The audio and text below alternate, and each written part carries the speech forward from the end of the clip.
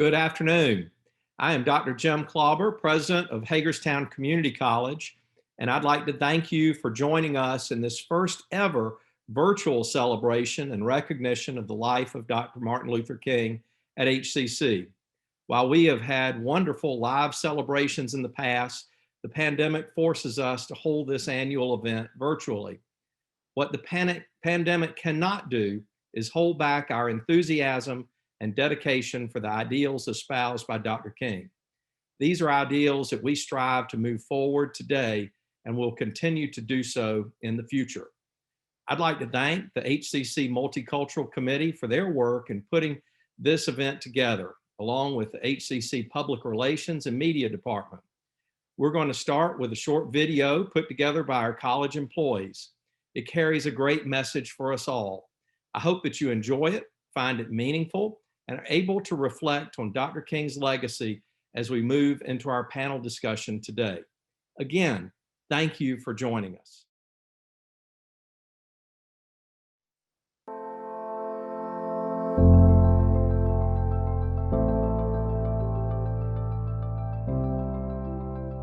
When the architects of our republic wrote the magnificent words of the Constitution and the Declaration of Independence, they were signing a promissory note to which every American was to fall heir. This note was a promise that all men, yes, black men as well as white men, would be guaranteed the unalienable rights of life, liberty, and the pursuit of happiness. When I recall the words of Dr. King talking about the promissory note that was signed by the founders and the writers of our Constitution and Declaration of Independence, I think of our day today and how much we need to honor that promissory note of freedom and equality for all. And I know that the men and women who will lead this nation in the upcoming years owe a great deal of debt to the legacy of Dr. King. No podemos darnos por vencidos en seguir buscando la igualdad para todos. Now is the time to make real the promises of democracy. Now is the time to rise from the dark and desolate valley of segregation to the sunlit path of racial justice. Now is the time to lift our nation from the quicksands of racial injustice to the solid rock of brotherhood. Now is the time to make justice a reality for all of God's children. Dr. King said, now is the time to embrace democracy, rise from the darkness of segregation, and make justice a reality. His message begged for immediate action nearly a half a century ago, but the appeal is just as relevant and urgent today. It goes to say that we can sometimes only overcome challenges after hitting rock bottom. The darkness and division in our country is close to rock bottom. We see the pain and division on the news daily, but that simply means it is our time to make a conscious effort to rise up and lift each other. Dr. King's message is timeless because now is the time. And as we walk, we must make the pledge that we shall always march ahead. We cannot turn back. There are those who are asking the devotees of civil rights, when will you be satisfied? We can never be satisfied as long as the Negro is the victim of the unspeakable horrors of police brutality. The quote that I really like talks about the fact that we must always march ahead. We cannot turn back. I would only add to that it's not a matter of not turning back. We can't stand still either, because the gains in civil rights are not something that are carved in stone. These are gains that can be eroded quickly. There will always be people who will want to push us back into a more cruel and unjust society, and we have to recognize that. I think that 2020 has shown us that we're not in a place to be satisfied, and I hope that the HCC community will make the commitment to the pledge that Dr. Martin Luther King Jr. talked about in this quote, and that we will promise to move forward. I say to you today, my friend,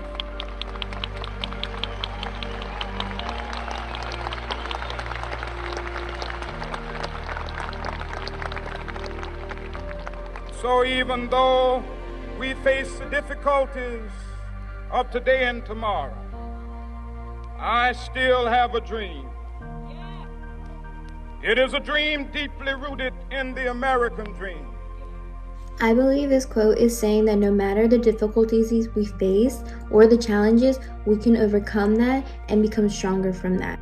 57 years after Dr. King shared his dream, our country continues to struggle with discrimination. Racial, ethnic, gender, country of origin, religious, sexual preference, gender identity, ableism. In so many ways, Dr. King's dream has not been realized. Yet, we cannot deny that change has happened. Dr. King has also said, and I quote, "Human progress is neither automatic nor inevitable. Every step toward the goal of justice requires sacrifice, suffering, and struggle. The tireless exertions and passionate concern of dedicated individuals." If you look around at what's going on across our country today, it's quite easy to find countless examples of Americans who are working tirelessly to bring Dr. King's dream alive.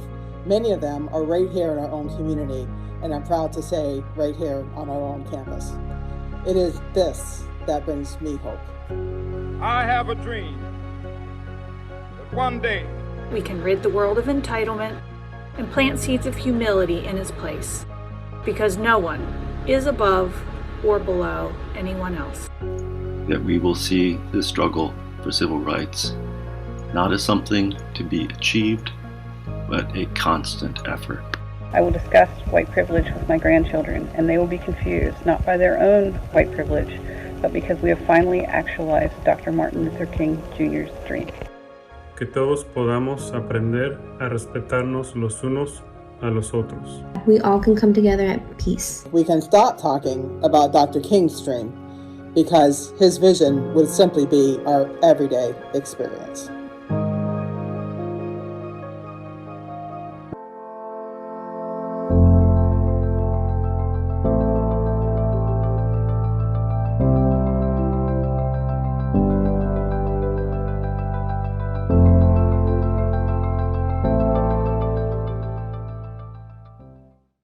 Good afternoon.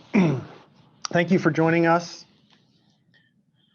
I'd like to welcome our panelist, Reverend Dr. Venice Folks, and Hagerstown City Councilwoman Tierra Burnett. Thank you for being part of this panel. To those of you viewing, I just want to mention that there is a Q&A and a chat if you'd like to take part. Martin Luther King Day serves as a reminder that the work in our community is never done. Improvement must be ongoing. While the Martin Luther King Day of Observation on Monday, January 18th is declared as a national day of service dedicated to community improvement, one day can only serve as a spark. The dedication to equity, equality, freedom, and opportunity must be something we work toward every day. In his many speeches and writings, Dr. King recognized history, was conscious of reality, but envisioned a better world.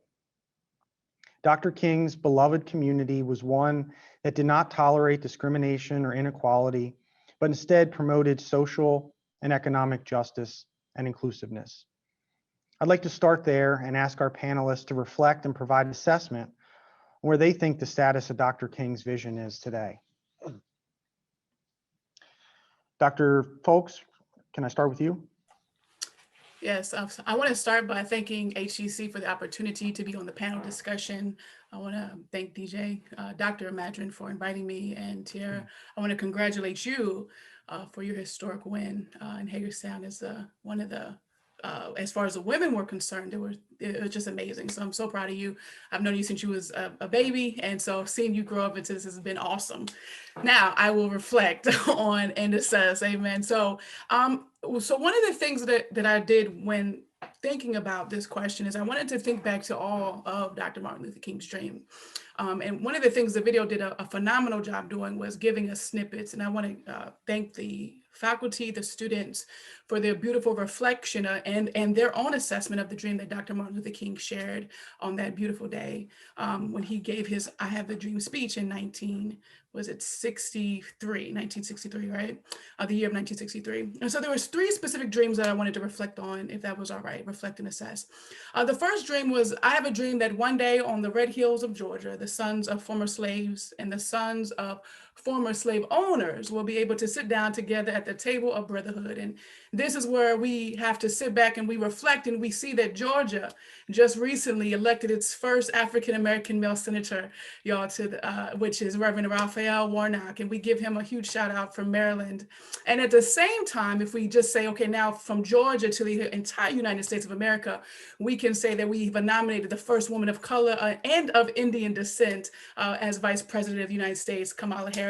And so we are, in that sense, there's been an assessment, and that's the reflection assessment, right? Again, Hagerstown electing 2 Black women to the council, Tierra and Takesha Martinez. Our wildest dreams are this recognition of what we've done, or you have done, and people continue to do in the earth. And so that's one dream that I want to assess. We've done that. We can check the mark, right? So we can get comfortable. Absolutely not, right? And so we move on to the next dream. I have a dream that one day, even the state of Mississippi, a state sweltering with heat of injustice, sweltering with heat of oppression, will be transformed into an oasis of freedom and justice. Now, people, African-American descent, people of color may not be being lynched anymore, but the truth of the matter is mass incarceration is thriving from private prison systems and prison labor. In the state of Mississippi, Black people make up 39% in the state, yet they make up 60% of the imprisoned. And so it looks like for me that the lynching and the death of those who were once enslaved due to freedoms of injustices have just changed the rope into some bars. And so that is an assessment in my reflection. And finally, I want to assess and reflect, Dr. King, I have a dream that my 4 little children will one day live in a nation where they will not be judged by the color of their skin, but by the content of their character. And so what Dr. King was saying here, judged by the color of their skin, meaning that the skin has become weaponized. So what does that mean? That means that a man can go jogging and can return home. Unlike we remember the young man Ahmaud Arbery who was shut down from going on a jog. So that is an example where we have not yet met the mark. Or a man can go bird watching in New York City. We remember Christian Cooper and not get 911 called on him in just a fraudulent call. That means the dream has not yet been visualized. And so, or you can own an iPhone, and my son, I have children, 14-year-old boy own an iPhone and not get tackled to the ground and pre-identified as a thief, because why would an African-American 14-year-old own an iPhone? Again, not by the content of their character. So we have not yet reach that dream. So overall, in my opinion, Dr. Madron, is although we have made strides in the United States of America, even in Washington County, there is still a lot of Dr. King's dream yet to be fulfilled and lived into the world. Absolutely. Tiara, did you want to? Woo, you just gave me chills. I was not expecting that at the beginning of this. That's Venice. That's Venice. I love it. Well, thank you. Thanks again to HCC for reaching out. Dr. Medrin hit me up a couple of days right after the election, and any opportunity that presents that I can speak, and especially on topics as important as Dr. Martin Luther King Jr.'s message and his vision is still prevalent today in 2021. And Dr. Venice, I knew you and your sisters way back when, so I'm just happy to see you, even if it's on a virtual setting. And that was good. That was good. So my thoughts on his vision, also to reflect on the overall content of character, or not judged by the color of their skin, and his vision to push for nonviolent protests to get the attention of the federal government, the policymakers, the lawmakers to make changes. And particularly, which is true to me, is the Voting Rights Act of 1965. As we all know, that was put in place to help Black voters, but we know because of the history of this country, there was barriers placed to stop that vote. So to speak on personal issues with my campaign, that just finished recently, my campaign team was adamant about informing everybody of their voting rights. I made a visual kind of blog on Instagram to let people know straight up that if you have a felony, that you can vote. If you're on parole or probation, you can vote, at least for Maryland. That law was changed in 2016, but not everybody knew that. So every single person that we met on the street, my campaign manager, I think she's on here, she would ask them, one, are you registered to vote? And they would more times say, no, we're not. Why? And they would say, because I have some troubled past, I have a felony. Well, times are changing and you have, now you can register to vote. And just from pushing that message of informing people and letting them know of their rights has shifted. We see that. And Dr. Venice mentioned that, how Georgia flipped and now is considered blue. That was with efforts of people on the ground like Stacey Abrams, people even locally like my team, letting these young voters know, letting the minorities know, and even people in jail know that they have the right to vote. And we see just recently with the Capitol Hill attacks, how there are those who are a bit upset that votes are changing, right? We're making actual changes and people are upset that there's now attention placed on these elections, not just with presidential elections, but as we know, locally. Like Dr. Venice mentioned, we have a very diverse city council for once in Hagerstown, which I am just overwhelmed still and shocked that this place where I grew up and raising my daughter at is recognizing that we need change. But there are people who are just like, man, people are actually showing up to vote. Like, that's crazy. So we have a long way to go. That, like I said, that Voting Rights Act 1965, here we are in 2021, and we're still trying to get people to understand the importance of their voice, still trying to get people to know that they matter, regardless of their skin, regardless of their gender. It's just so many regardless levels to this. And I just hope that when my daughter grows up, she won't be reflecting on these same, we still have to do this, right? Hopefully, with the people that we have in place locally, HCC students, the leaders that we have will push the nozzle a little bit further to actually get to that vision that he had back in the 60s. Got to keep the momentum going. That's one thing he talked about. Yeah. Can I, Dr. Madron, I also want to piggyback off that, because that Voting Rights Act of 1965 came after a horrible slaughter, right? You have Selma, you had the Bloody Sunday that happened that perpetuated that. And so one of the things that we have to understand as we are rewriting history, right? And when I say rewriting history, it's really knowing the narrative. I think, unfortunately, let's just be transparent. People don't know the history as well as they should. And maybe that's the problem. So the fact that you said that people didn't know in 2016, that's history because we're in 2021. And our lack of knowing the history has placed many people in places where they just don't understand how much power they do have. And so when we are willing to tell the narratives and tell the narratives accurately, remind the people that there doesn't have to be a Bloody Sunday because someone already did it for you, then it's going to allow them to go and say, I will have my voice heard and spoken. One of the things that I also want to highlight and lift up is that one of the things I think Terry you said was powerful was that there should come a point where we no longer have to talk about the disparities, the inequities, the injustices, the marginalizations. And the hope is that people will allow that point to come to fruition. But the problem in that is, as you already mentioned, is that many people don't want to, or there's some resistance.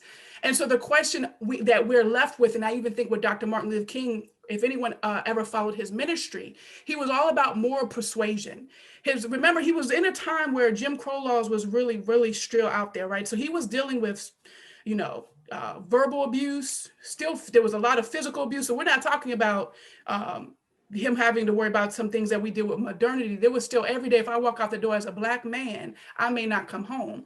And so his concept was, I have to let people see my humanity. And if people can see me as a human, regardless of anything else, then they will know that I'm worth the ability to vote. I should have the right that it had already been passed by the 15th Amendment, that I should be able to go anywhere I want to and drink from any fountain that I desire. And so I think that what my point is, outside of rewriting narratives and allowing people to know the history, is that making sure that we don't lose the all that encompasses, so that those who are fighting against all being at the table, all being welcomed through the door, all having the opportunity to vote, they don't win. They do not win. And that's why the history and the narrative has to continuously be told. It has to be told accurately from modern perspectives using modern day situations. So. Absolutely great points, Venice. These questions are going to be somewhat intertwined. So feel free to piggyback on some of your former answers if you need to. Dr. King envisioned a beautiful world, the beloved community. We are not living in that world. What efforts in our community, whether it be our HCC community, our city, our county, our state, do you believe could get us closer to that world? Councilwoman, I'll let you start this one. I'll start with just accountability and awareness. We are still at a time where we're still trying to get our message across, that there's privileges, right, in this country.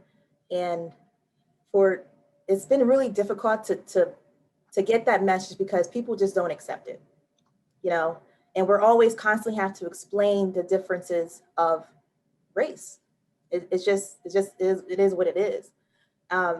But we have to get to a point where we can communicate more effectively to one another. But at the same time, people have to listen and not just be so defensive about it. And that's a challenge in itself. But if you just open your eyes, open your heart, open your ears to what's going around you, you'll be more receptive of hearing other people's opinions, other people's point of view or experiences. And for someone living in Hagerstown for all my life, I still, I get messages that's directed only to me, I feel like, because of the color of my skin and the fact that I'm a woman. And I just don't get that, because again, political differences aside, we're still one race, one being, but it's just hard to express that. But we have to keep communicating. We just have to keep getting our message across. We have to keep informing and educating. And to Dr. Vinnie's point about understanding history, growing up, we didn't really get the nitty gritty of the history. We got the fluffy version. It wasn't until I became older and understood actually what was happening back then that helped me reflect on how I need to act today. It's no fault of anybody's. It just wasn't in our faces like it is with social media. We have the internet right at our fingertips. If we have a question, we can ask Google or find information for ourselves, especially with the history. Now I'm 36, about to be 37.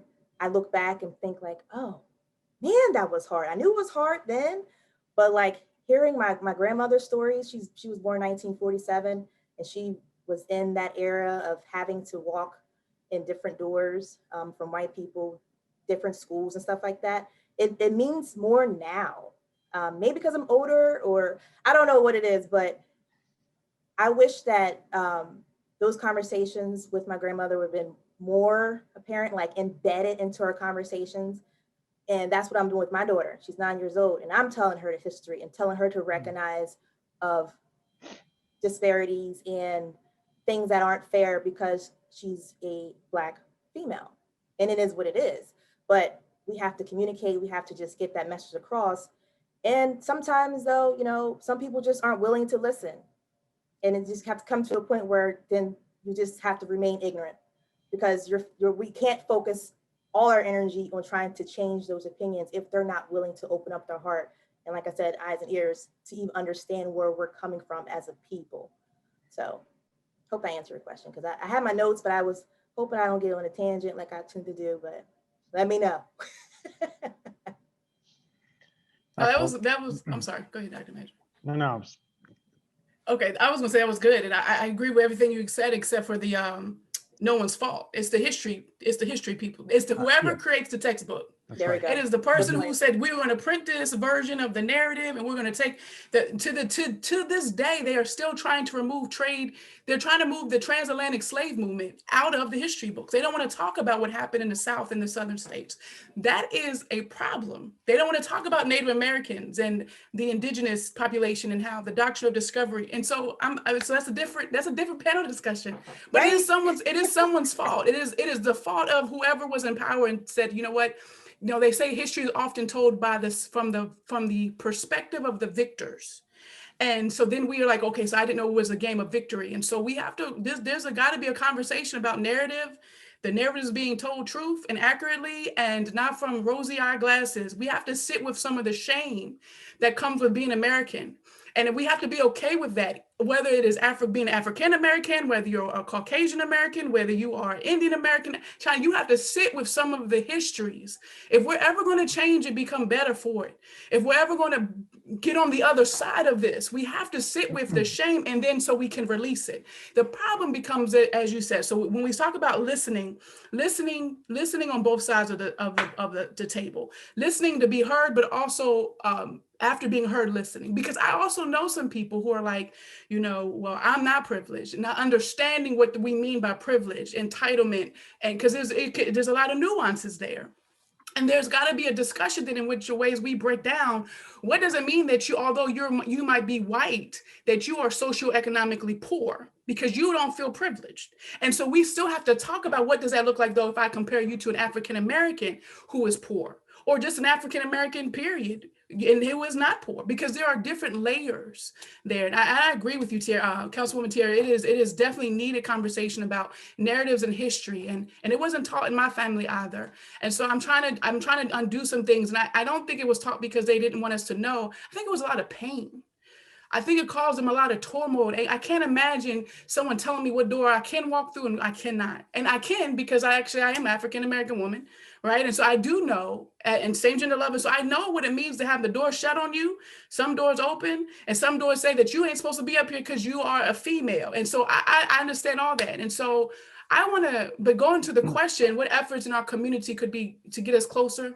We need to start where Dr. King left off, right? So one of the things that Dr. King always erred on the side of love, one, but he also worked toward, he went from speaking about his dream and mobilizing his dream to becoming legally involved in changing the regulations that restricted his dream from becoming fruition, right? And so Dr. King was assassinated in 1968, 5 years after I Have a Dream speech. So then the question becomes, between 1963 and 1968, what was he doing in the world? And so he began to work, and he began to realize and pay attention to the socioeconomic disparities that existed in America. He was able to figure out that socioeconomic undergirdings is what drove the United States. And that if I can help my people and all poor people get on the same level when it came to their ability in finance and money, and having the same money that flows through the hands, and to be able to live, because from money, all things are stabilized, right? I can eat if I have money. I can have a place I have a place to lay down at night and a warm shelter if I have money. And so he wanted to change that. So out of that came the Poor People's Campaign. And so we have to go from talking about the dream to start acting out some things that he's already put in place outside of what we do, even with our voice in our mouth. And so understanding that racism does exist. Councilwoman Tierra, you said it, that racism does exist. Prejudice and discrimination is a real thing in our society. And it's so real that it is the engine that drives socioeconomic disparities and inequalities in our world. And if we ignore that, then we actually are doing ourselves a disjustice and a lie. I know this for a fact. I grew up poor. You know, I grew up in Hagerstown, Maryland, but I grew up poor. My roots and my family are deep in the concrete of Hagerstown. I'm from the Davis lineage. Folks came from that. I grew grew up in the Robert W. Johnson Community Center. Back then we called it the Memorial Rec, you know, right? My aunt, Ruth Ann Monroe, maintained the facility most of my life until she passed away. I grew up playing basketball down at Wheaton Park over there off of Jonathan Street. I came to Hagerstown Community College where I was inducted into the Sports Hall of Fame.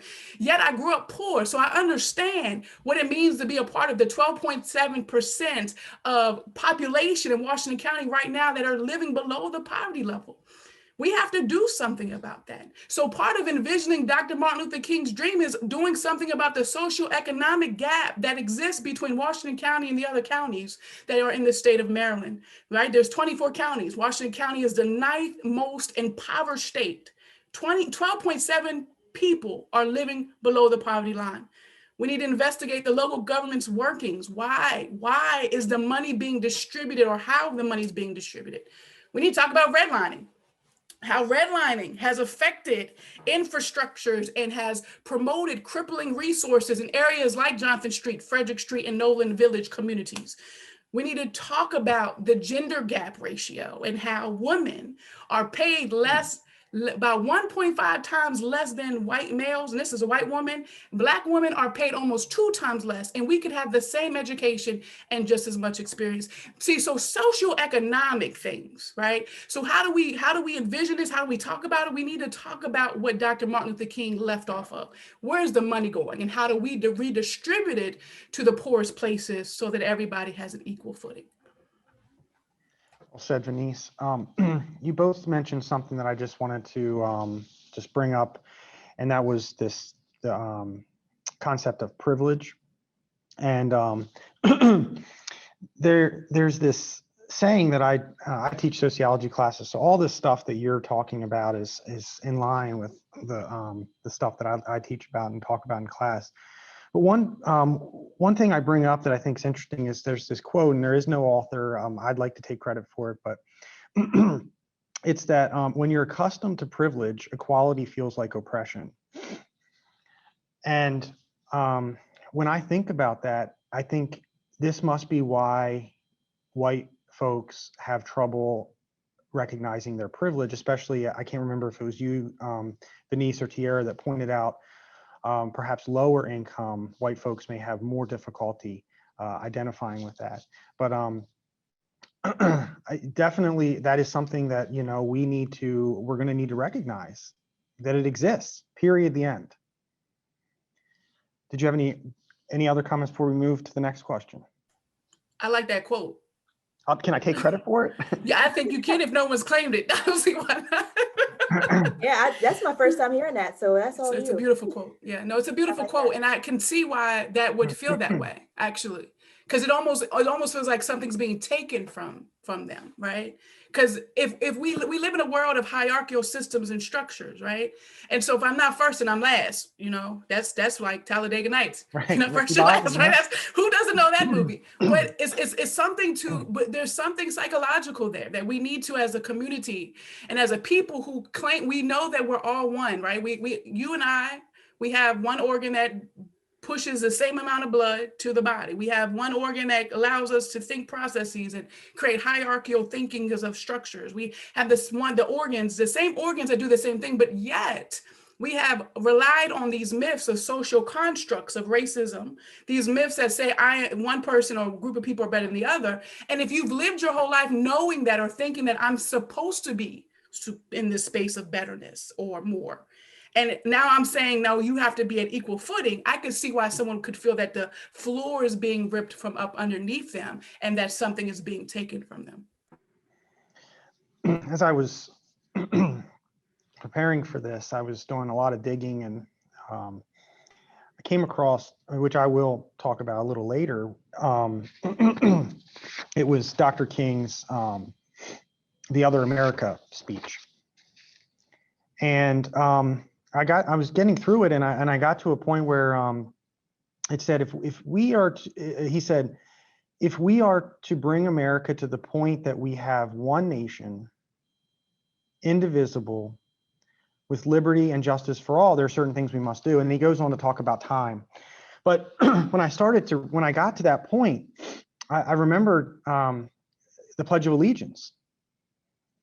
And I thought, how many people in our country don't feel that we are one nation, that feel that we are divided, and that don't feel that there is liberty and justice for all? And that's today. He goes on to talk about time, and I'm going to touch on that briefly in my final comments. But that speech, which he gave several times, is lengthy, but it is he touches a lot of very, very important points. So I would encourage the audience to dig into the Other America speech by Dr. King. So moving on. And again, I think this may be similar to some of the other questions, but what we're really trying to talk about is incorporating Dr. King's vision into putting it into context of today, but moving it forward. We're not there, right? So I noted earlier, and which I strongly believe, that our dedication and work must be ongoing. So how do we keep the discussion about social justice moving forward every day? Dr. Folks, you want to start us off? Sure. I have an acronym that I like to use. It's called IDA. IDA, identify, denounce, and then act. Right. So we can't do anything with social justice if we can't identify the areas in our lives where privilege exists, so that we are able to also identify where injustice exists. Right. So if we never identify the privilege, we will never identify another's injustice. Even as an African-American woman, I know that I have some privilege. I am not in a socioeconomic status that I was when I was a child. I mentioned I grew up poor. I was part of the 12.7%. That's not the case anymore. I've been blessed. My education has allowed me to move into a socioeconomic bracket that then I have to look back and say, I am privileged in this area of my life, maybe not other areas, but in this area. And so what that allows me then to do is pay attention to the injustices of others. But until I can identify what I am privileged, or maybe blessed, could be another word we use, I may never be able to see someone else's, right? And so in this injustice that includes marginalizations of people based on the skin color, their gender identity, their gender expression, their religious affiliation. I'm talking about injustices like disparities in healthcare facilities and medical advancements for all people. And food and shelter scarcity. Again, once we can identify the injustice, we can identify how to fix it. Denounce. I'm going to go through each acronym. Is that all right? So when we denounce it, that means I'm saying I'm done with it. Although I know I'm privileged in this area, I now see there's an injustice to other people who I love, since I love people, right? Because I'm a person, I love other people. I then need to denounce it, right? I need to say, I'm not going to allow this one thing at least always be funneled in my direction to where it makes someone else unable to live their life. So I denounce patriarchy and the assimilation to societal norms that promote oppression and the perpetuation of superior thinking while simultaneously minimizing others. I just completely denounce that. And so when we speak truth to power and power to truth, we understand then that if I don't denounce it, silence is complicit, is compliance. So if I don't say anything at all, then I'm still agreeing to whatever has been done. I'm agreeing to the fact that, again, there's a huge wage gap. Women make horribly less than men. I'm agreeing to the fact that these people never get the food because or they never get the educational resources because redlining is pushing the funding to a different area of Washington County. I'm not denouncing it, because if I don't denounce it, then I can never take action. Okay, and taking action is probably the most important out of the three. I identify, denounce, act. Act toward dismantling the privilege, correcting the injustice, deconstructing the marginalization. We address the legislation. You go out and vote, as Councilwoman Tierra says. You change the laws surrounding the injustices. You run for office. She's been an example to her wonderful daughter about how we can promote change and perpetuate equality in our communities. We revisit the narratives, as she has already mentioned, and we tell the stories over and over, and we fix the things, and we invite the people to the table that can actually help us address the oppression. So one of the beautiful things about this talk is that, again, I said this before we went live, but this is the first time that I know of that HCC has held a talk, and the talk panelists have been minorities and African-American women. You brought and you allowed people to come to the table that would have normally not been given the chance to speak. So I identify, denounce, action. That is a great acronym. I actually wrote that down. because some of my talking points was just that. But IDA, I love it. I love it.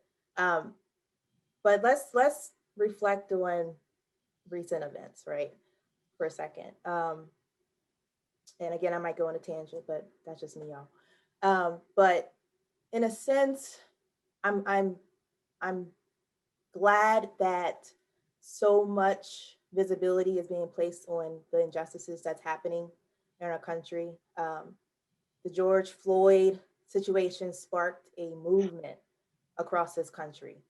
And for someone like me that's been speaking on systemic racism for so long and identifying those gaps, identifying the differences amongst groups, just to see other people say, oh, wow, I never knew that Black men were stopped by police more frequently than white men.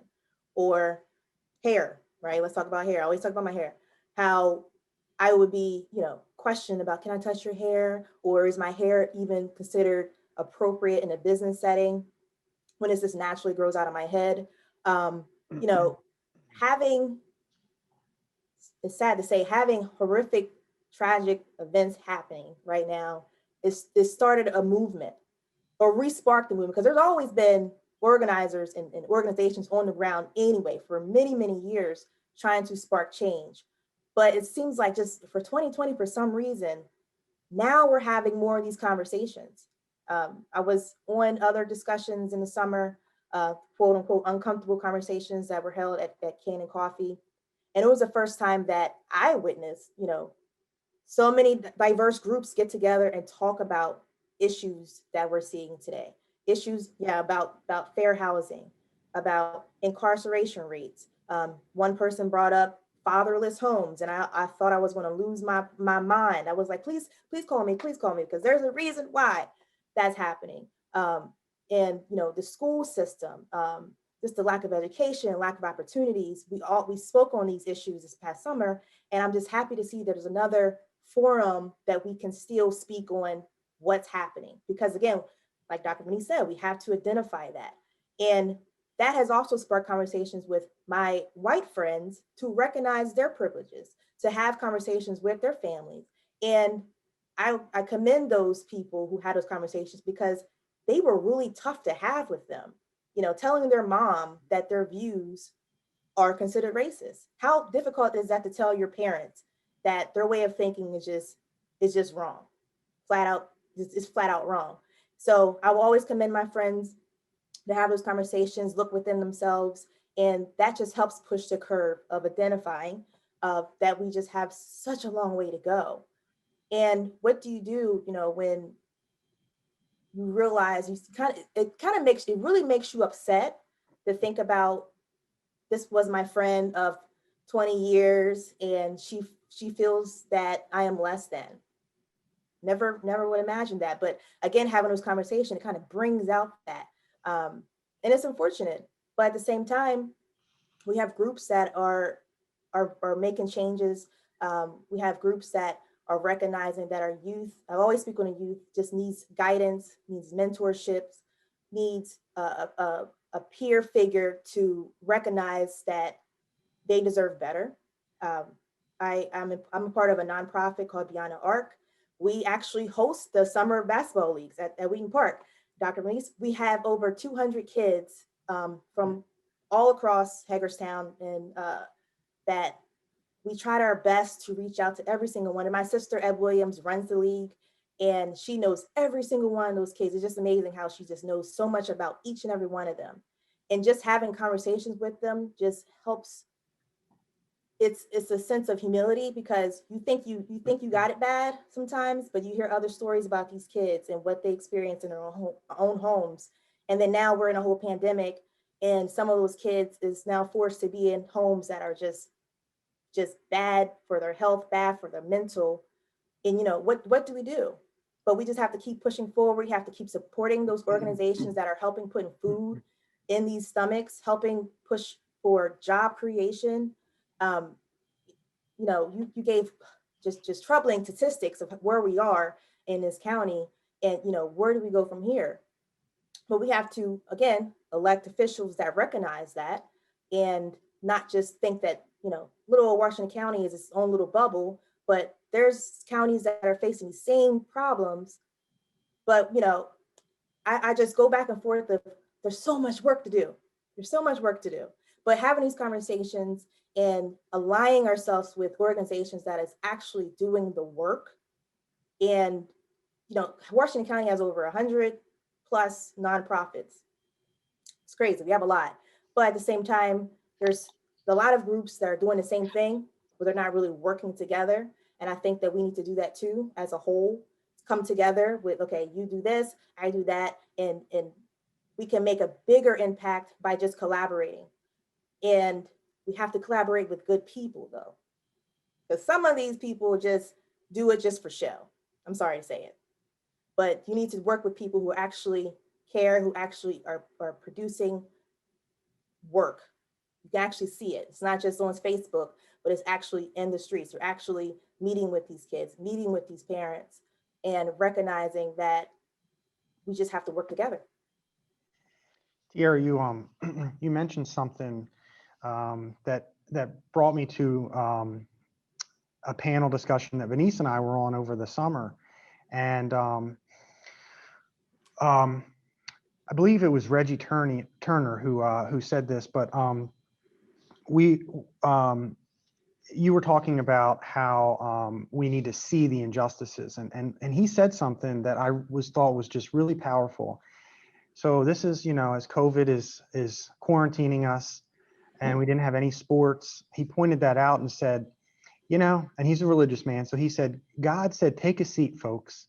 We're going to make you see this one. And I thought that was really I was just like, yeah, because I mean, if you were ignoring it before, you didn't miss that one. Yeah, it's frustrating because we've been saying this for so long, that there's injustices in this county and country, frankly. And we see, now the reaction is like, you had to see the video of a man being choked by a knee in order for you to react. And it's unfortunate that you had to see that in order to make a movement, because we've been talking about this. There's been countless videos, countless audios of injustices happening across this country, but 8-minute, 46-second video made you flip, light switch, like, oh, this is really bad. I wish it wouldn't have got to that point, but at the same time, I'm grateful for it because we're having these conversations now.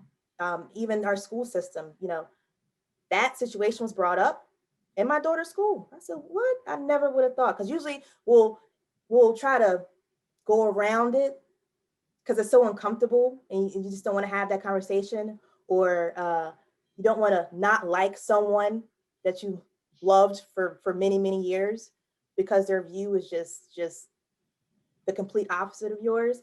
And sometimes, it sucks, but you gotta have that conversation. Got to, because now we're seeing changes happening.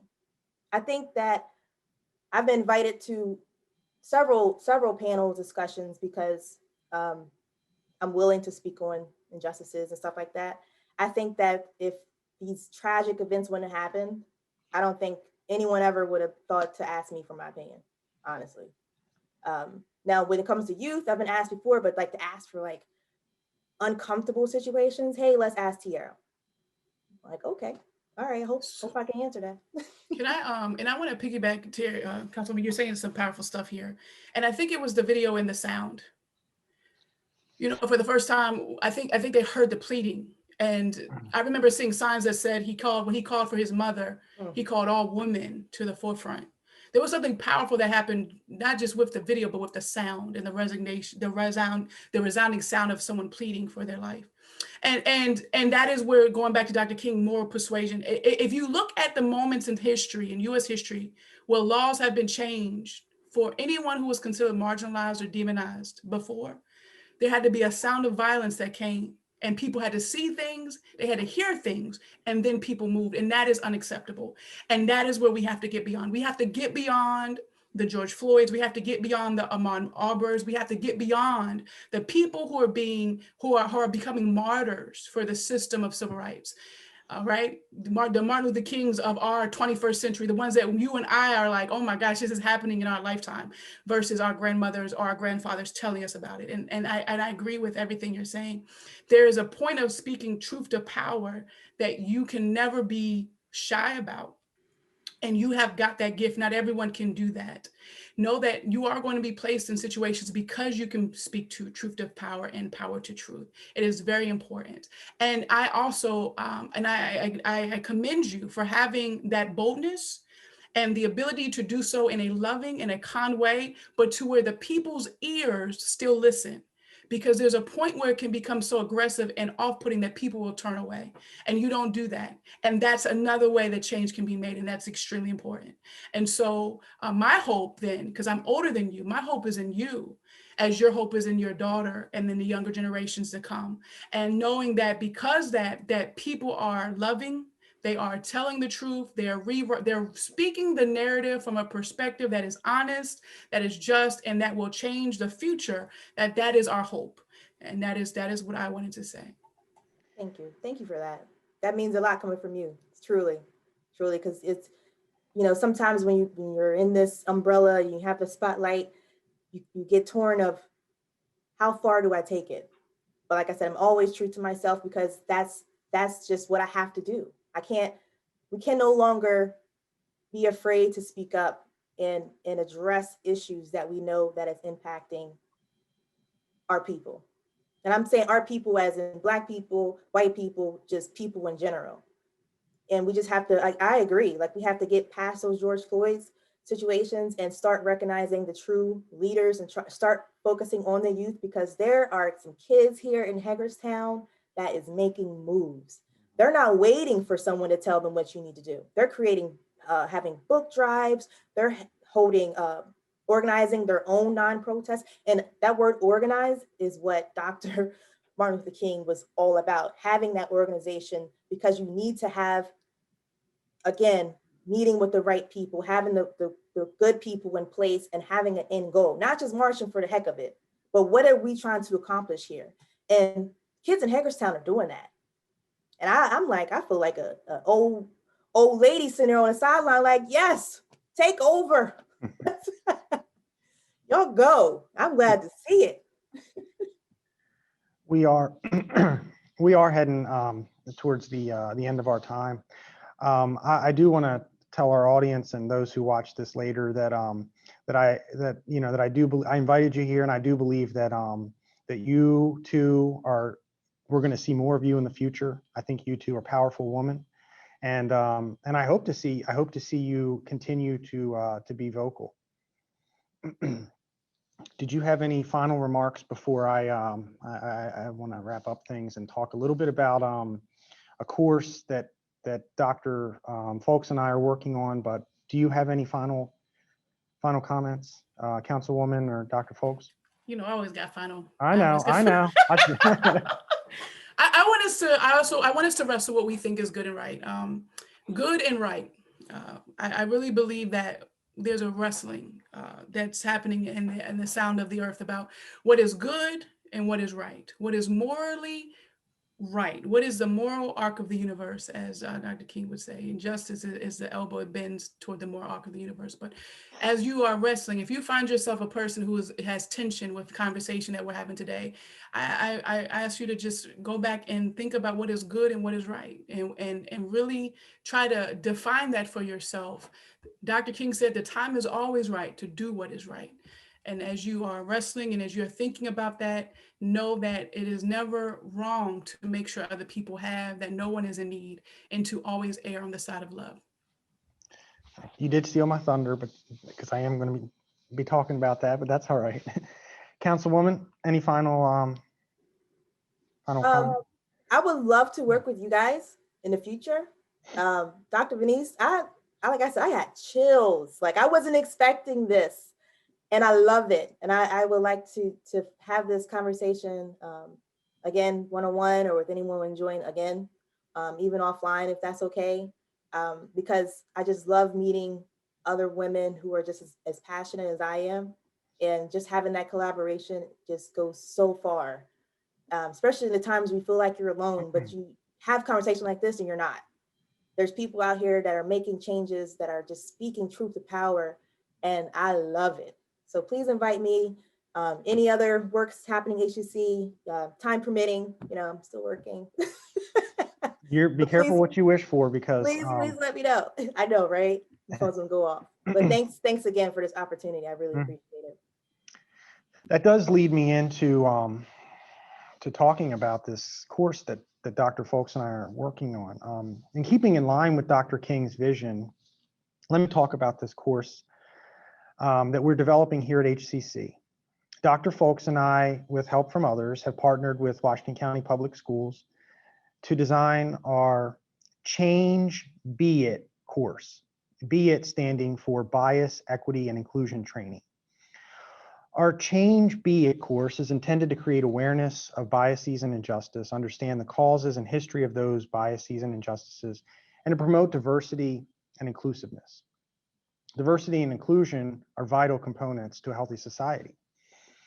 I encourage you over the next few days, especially on Monday, the 18th, to take time to read and watch Dr. King and to think about what you can do to improve your community.